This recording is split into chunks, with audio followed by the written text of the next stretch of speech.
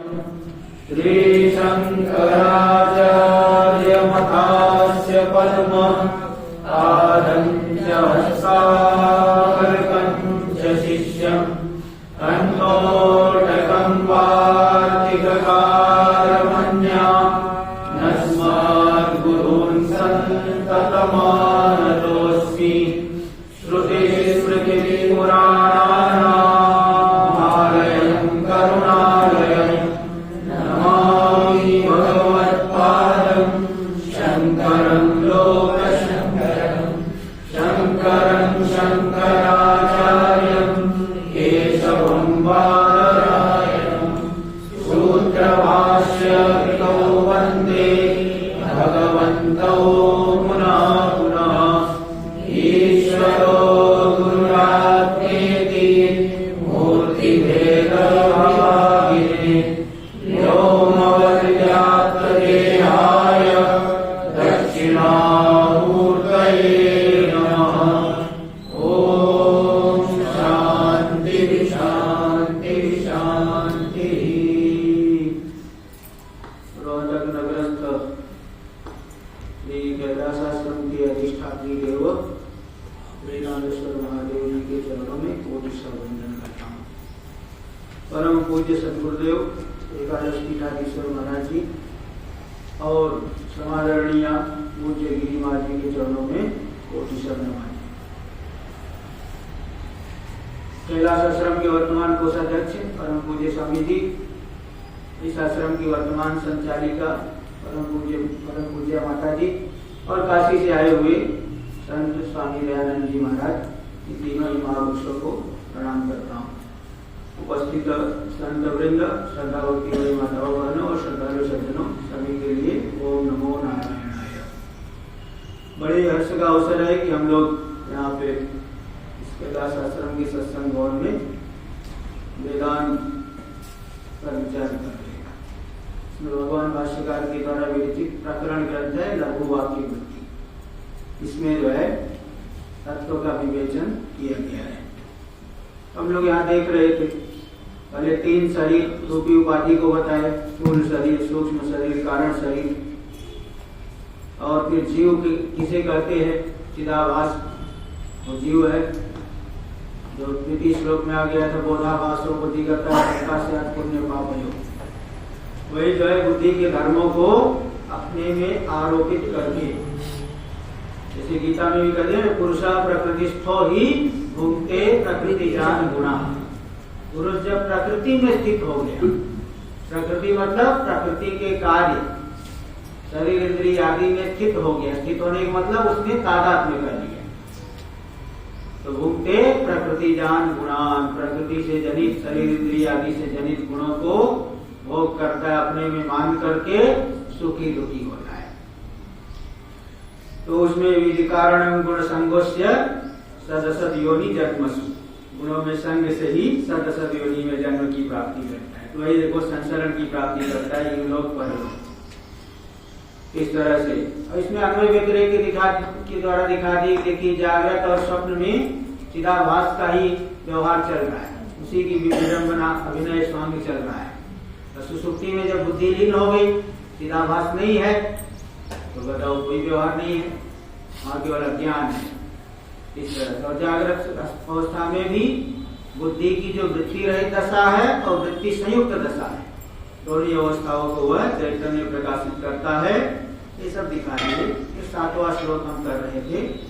रूपादौ गुण दोषादि विकल्पा बुद्धिगा क्रिया ता क्रिया विषय साधन भाषयन्ति चितिर्मथा।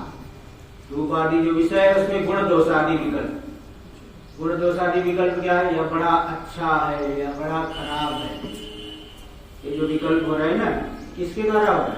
बुद्धि के द्वारा। जैसा संस्कार बना रखे हो उस संस्कार के माध्यम से ही अनुकूल प्रतिकूल मालूम पड़ता है।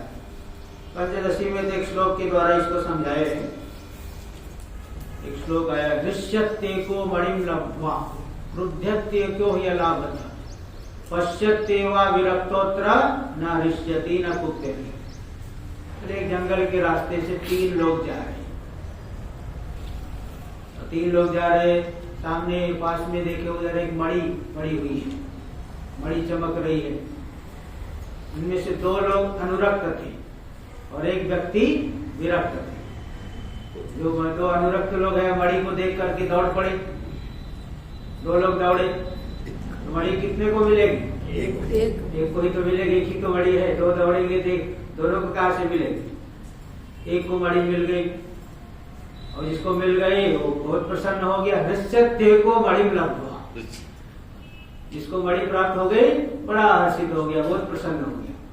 और दूसरा जिसको मणि नहीं मिली एकदम क्रुद्ध हो गया। क्रुद्धते को यह लाभ था, दूसरा नहीं मिला तो बहुत क्रुद्ध हो गया, दूसरे को एक थप्पड़ मारा। अरे तू मेरा हिस्सा कैसे ले लिया? मैं भी दौड़ा था, तूने मेरा कैसे लिया? सीना झपटी चालू हो गई। और पश्चात वह विरक्त होता है, विरक्त को देख रहा है, न रिष्यति न कुप्यति, न तो हर्षित हो रहा है न ही क्रुद्ध हो रहा है। तो देखिए यही बात है। तो जब हमारे अंतःकरण में जो वासनाएं बैठी हुई है, क्या अनुकूल है क्या प्रतिकूल है, मान रखे ये रहेगा तभी अनुकूल है। जैसे गर्मी में ठंडी लगे तो अनुकूल है, गर्मी है, गर्मी में ठंडा एसी चालू कर, हाँ बड़ा अच्छा है। लाइट चले गए बोले क्या पता नहीं सरकार जो लाइट क्यों नहीं देती, बिजली का बिल मैं भरता हूँ फिर भी लाइट नहीं देती है, देखो नाराज हो जाए। और ठंडी में गर्मी लगे तो अच्छा लगता है। तो इस तरह का जो हमने मन में संस्कार बना रखे है, तो संस्कारों के माध्यम से अनुकूलता प्रतिकूलता मालूम पड़ती है, सुख दुख होता है। अब जब सबसे उदासीन हो गए, उदासीन और उदासीना, हाँ उदासीन का मतलब उद ऊपरी आसीना, उद यानी ऊपर, छत पे बैठा हुआ नीचे गाड़ियां जा रही है, वो देख रहा है। उदासीन मतलब ऊपर बैठा हुआ है, परिस्थितियों से ऊपर हो गया। तो जब उदासीन हो गया तो कोई उसको प्रभावित करेगा, वो केवल देख रहा है, बस साक्षी भाव में स्थित हो गया। तो पश्चात्येव विरक्त होता है, विरक्त केवल देख रहा है, न रिष्यति न कुप्यति, न तो क्रुद्ध हो रहा है न जो है हर्षित हो रहा है। इस तरह से वहां पे वही बताए कि हम जो संस्कारों के अनुसार सुखी दुखी होते हैं, तो जिस प्रकार के संस्कार बैठा रखे हैं मन में कि हमारे लिए अनुकूल है या हमारे लिए प्रतिकूल है, उसके अनुसार फिर हमें सुख दुख का अनुभव होता है। तो यहाँ यही बता रहे थे 7वें श्लोक में, रूपादो गुण दोषादि विकल्पा। रूपादि जो 5 विषय है, शब्द स्पर्श रूप रस गंध, या बड़ा अच्छा है या बड़ा खराब है, ये भाव कैसे करनी? विषय तो वही है, एक ही सब्जी बनी है, किसी को अच्छी लगेगी किसी को खराब लगेगी, सब्जी तो बन रही वही एक ही ना। कोई नहीं खाता, कोई जो है अच्छे से खाता है। क्या इसका नियामक क्या है आप बताओ? वही अंदर जो है मन जो बना के रखा है ना, जो संस्कार। जैसे दक्षिण के लोग जो है ज्यादा चावल खाते हैं, उत्तर भारत के लोग जो है ज्यादा रोटी खाते हैं। तो ये राजस्थान में गया तो शेषानंद जी के यहाँ तो बोले यहाँ तो चावल बनता ही नहीं है, वहां के लोग बताए यहाँ चावल बनता ही नहीं। बोले यार चलो, आदमियों से पूछा तो भोजन आया तो मैंने कहा चावल लाओ, नहीं चावल नहीं, मैंने भोग लगाने के लिए थोड़ा चावल होना चाहिए ना, नहीं चावल यहाँ नहीं बनता है। बोले महाराज हम लोग क्या बनता भी, अगर कोई बनाए भी थाली में दे देगा तो भी हम लोग खाते नहीं, उसको साइड में ही रखते हैं। ऐसे बताते। और बंगाल के लोगों को चावल ना मिले तो उनको शांति नहीं मिलती है, क्या खाना कुछ ऐसा नहीं, कोई खाना है कहीं कहीं को चावल चाहिए, किसी को रोटी चाहिए, किसी को रोटी के बिना काम नहीं चल रहा है, किसी को चावल के बिना काम नहीं चल रहा है। ऐसा क्यों हो रहा है बताओ? कि बाल्यावस्था से वही अभ्यास पड़ा हुआ है ना, बाल्यावस्था से जो जिसको जो खा रहा है वही उसको अनुकूल पड़ेगा, वही संस्कार पड़ गया है। तो जिस देखिए यही बात है, रूपादो गुण दोष आदि विकल्प। रूपादि में जो गुण दोष आदि विकल्प है, क्या अच्छा है या खराब है, क्योंकि संस्कार पड़ा हुआ है। तो बुद्धि का क्रिया, बुद्धि में जैसे संस्कार पड़ा हुआ है वैसे ही अनुभव होता है। तो इन सब का प्रकाशन कौन कर रहा है? विषय और विषय में समीचीनता असमीचीनता, इन सब का प्रकाशन कौन कर रहा है? साक्षी। ता क्रिया, ता क्रिया, क्रिया अलग पद में बता दिया था, विषय जोड़ के लिखे लेकिन अलग कर लेना। ता क्रिया विषय सार्धं भाषयन्ति चितिर्मता। ये जो क्रिया है, या अच्छा या खराब ऐसी जो वृत्ति है, विषय है, इन दोनों को ही कौन प्रकाशन कर रहा है? चैतन्यात्मा, दोनों का ही प्रकाशन कर रहा है। तो एक दृश्य एक दृष्टा है, दोनों एक हो जाएंगे क्या? नहीं, दोनों एक नहीं हो सकते हैं। देखने वाला अलग है, दिखने वाला अलग है, ये नहीं मिला नहीं देना। एक आदमी ऐसी बातचीत चल रही थी, मैं बताया कि वो साक्षी जो है वो दृष्टा है, देखने वाला है, तो बोले नहीं, वो साक्षी जो है दृश्य बन करके दृष्टा है। वो फंस गए थोड़ा, बोले वो दृश्य बन करके दृष्टा है। बोले दृश्य बनेगा, दृष्टा नहीं है। जो दृश्य बन गया वो कहाँ दृष्टा है? भाई बुद्धि दृश्य बन रही है, तो घुमा फिरा के दृश्य बन करके दृष्टा है, ऐसा थोड़ी होता है। बुद्धि जब दृश्य बन रही, दृष्टा नहीं। जो दृष्टा वो दृष्टा ही है, वो दृश्य नहीं। साक्षी तो सदा साक्षी भाव में ही, इसलिए इस बात को देखो बता रहे 8वें श्लोक में। रूपाच गुणदोषाभ्याम विविक्ता केवलाचितिः सैवानुवर्तते रूप रसादीनां विकल्पने रूपाच गुणदोषाभ्याम विविक्ता केवलाचितिः सैवानुवर्तते रूप रसादीनां विकल्पने। बोलिए एक बार। रूपाच गुणदोषाभ्याम, रूपाच गुणदोषाभ्याम, एक बार बोलिए। रूपाच गुणदोषाभ्याम, रूपाच गुणदोषाभ्याम, रूपाच गुणदोषाभ्याम विविक्ता केवलाचितिः, विविक्ता केवलाचितिः, विविक्ता केवलाचितिः, विविक्ता केवलाचितिः, विविक्ता केवलाचितिः। अभी पूर्वार्ध को 3 बार बोल दीजिए।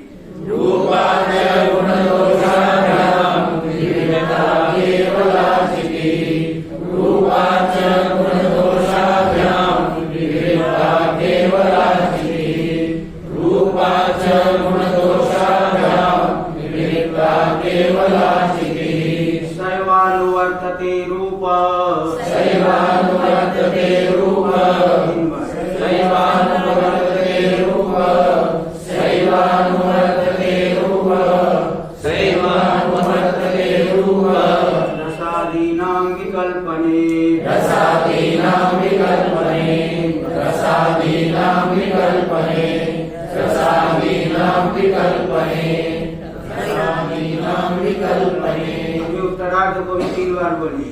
सैवानुवर्तते रूप रसादीनां विकल्पने, सैवानुवर्तते रूप रसादीनां विकल्पने, सैवानुवर्तते रूप रसादीनां विकल्पने। पूरा श्लोक 2 बार बोलिए। रूपाच गुणदोषाभ्याम विविक्ता केवलाचितिः सैवानुवर्तते रूप रसादीनां विकल्पने, रूपाच गुणदोषाभ्याम विविक्ता केवलाचितिः सैवानुवर्तते रूप रसादीनां विकल्पने। किसको किसको याद हो गया? बोलिए, शुरू करिए। रूपाच गुणदोषाभ्याम विविक्ता केवलाचितिः सैवानुवर्तते रूप रसादीनां विकल्पने।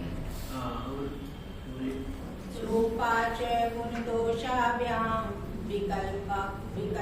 विविक्ता केवलाचितिः सैवानुवर्तते रूप रसादीनां विकल्पने। रूपाच गुणदोषाभ्याम विविक्ता केवला चितिः सैवानुवर्तते रूप रसादीनां विकल्पने रूपा च गुणदोषाभ्यां विविक्ता केवला चितिः सैवानुवर्तते रूप रसादीनां विकल्पने रूपा च गुणदोषाभ्यां विविक्ता केवला चितिः सैवानुवर्तते रूप रसादीनां विकल्पने। हाँ बोलिए। रूपा च गुणदोषाभ्यां विविक्ता केवला चितिः सैव्यानुवर्तते रूप रसादीनां विकल्पने रूपादि गुणदोषाभ्यां विविक्ता केवला चितिः सैवानुवर्तते रूप रसादीनां विकल्पने रूपाच गुणदोषाभ्यां विविक्ता केवला चितिः सैवानुवर्तते रूप रसादीनां विकल्पने। हाँ बोलिए। और कोई बोलना चाहिए तो बोलिए।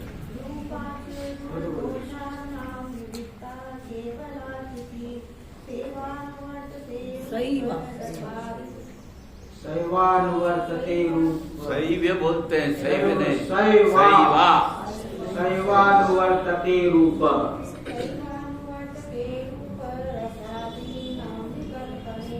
चलिए एक बार सब लोग साथ में बोल दीजिए।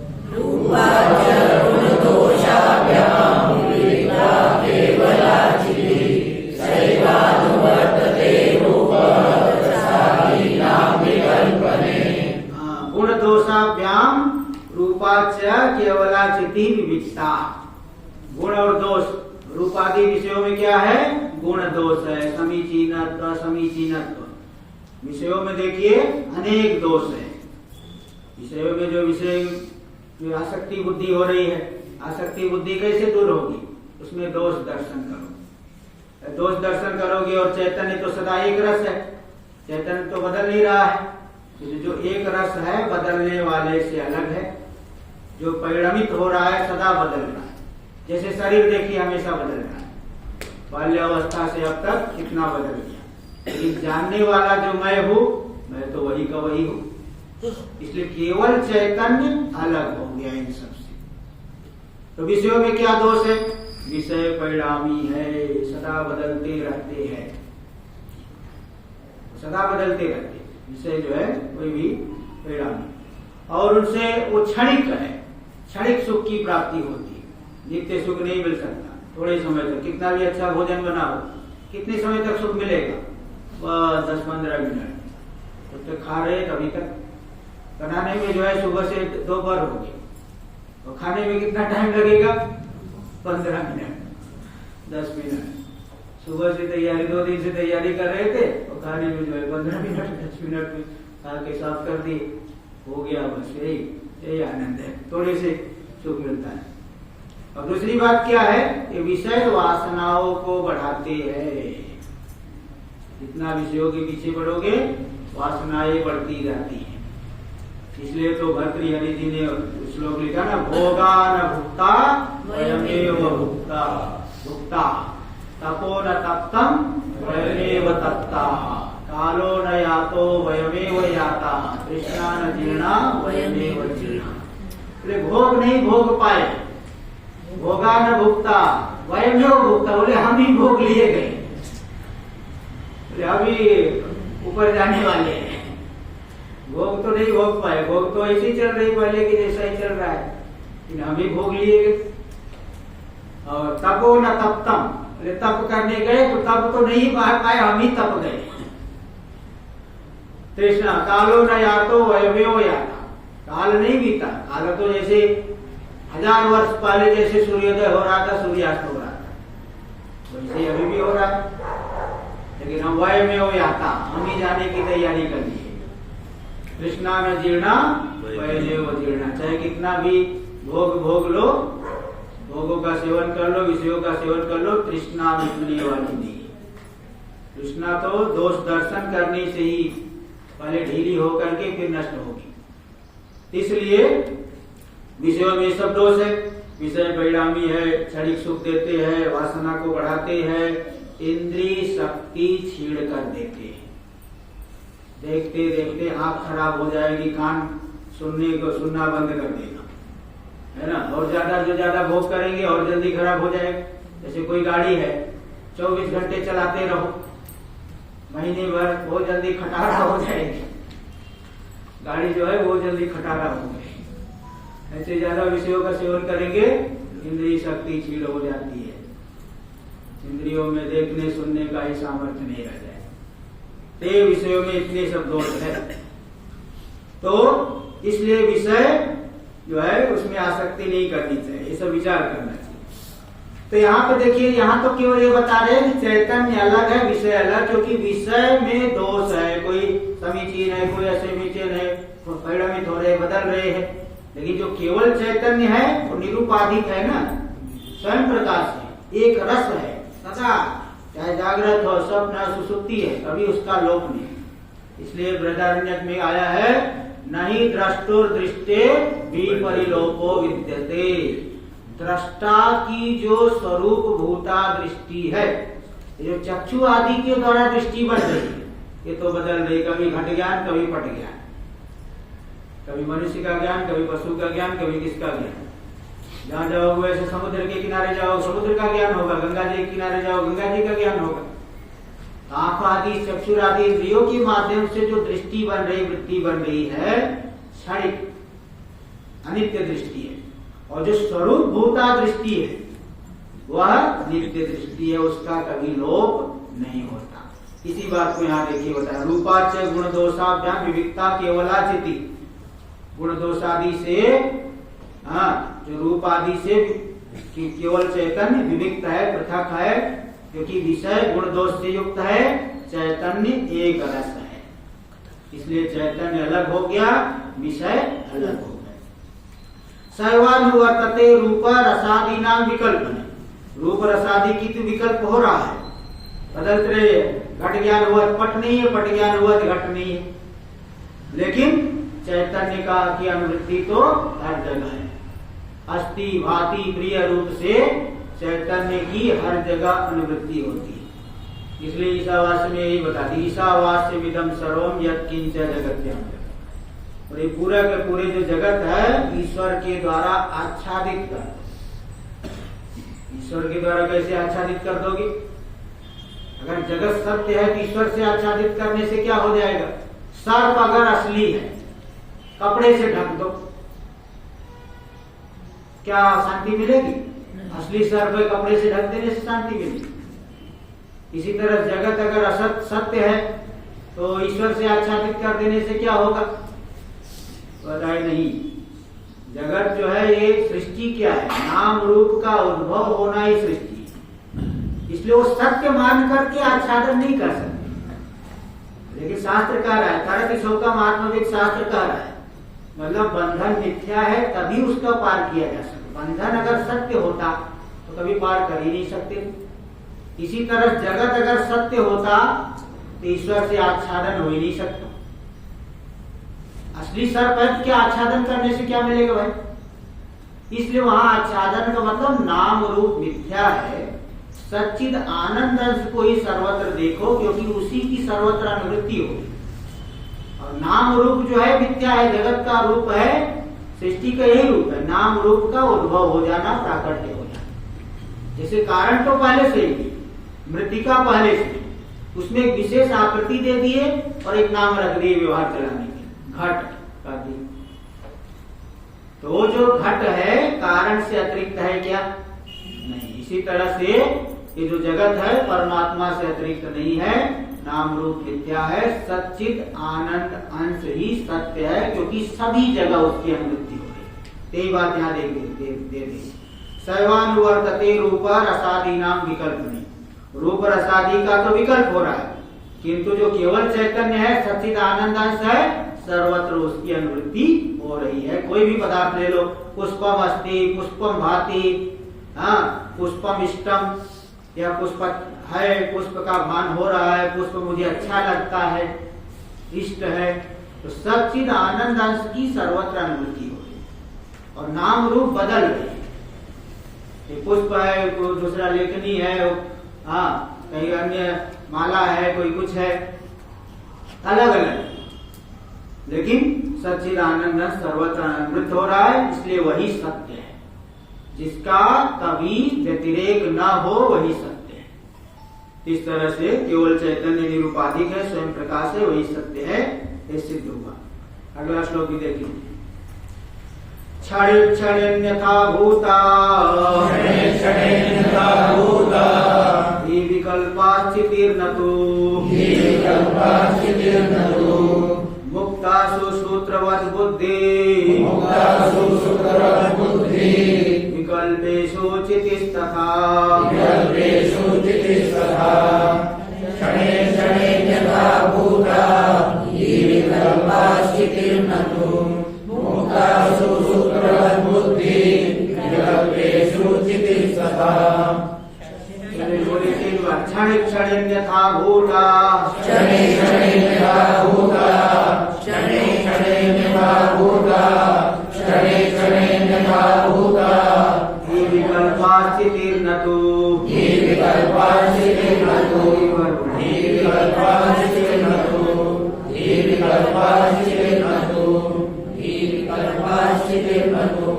पूर्वार्ध को 3 बार बोल दीजिए।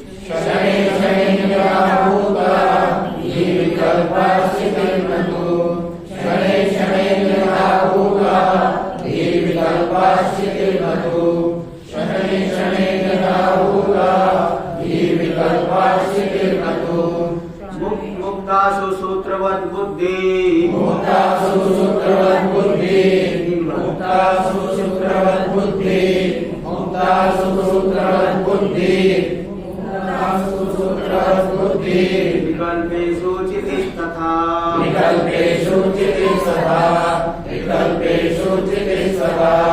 विकल्पेषु चितिस्तथा उत्तरार्ध को 3 बार बोलिए। पूरा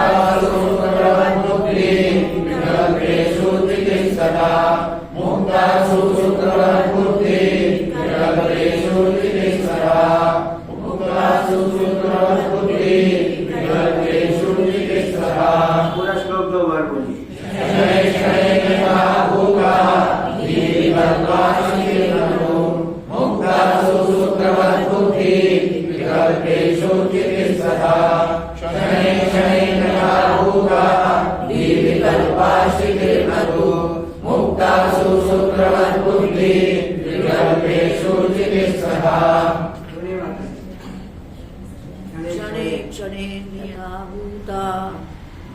विकल्पाश्चितिर्न तु मुक्तासु सूत्रवत् बुद्धि विकल्पेषु चितिस्तथा।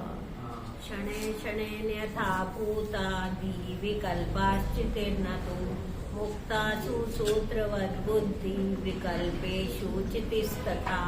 क्षणे क्षणेन्यथा भूता विकल्पाश्चितिर्न तु मुक्तासु सूत्रवत् बुद्धि विकल्पेषु चितिस्तथा।